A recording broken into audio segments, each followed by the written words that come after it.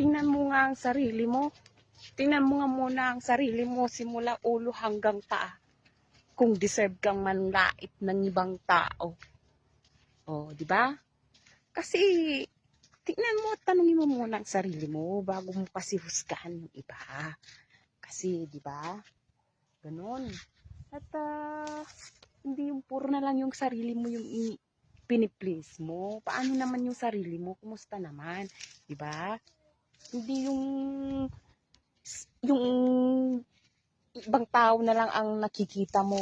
Parang feeling mo sa sarili mo, ikaw na lang lagi ang tama.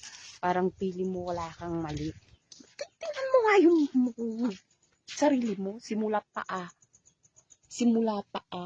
hanggang taas. O, di ba?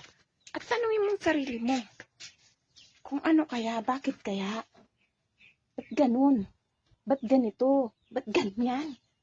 Ganon. Ay, nakakaloka ka. Hindi puro ka na lang panagpabida. Pili mo kasi bida ka palagi. Pakaramdam mo kasi lagi ikaw yung tama. Hindi mo naman tinitingnan.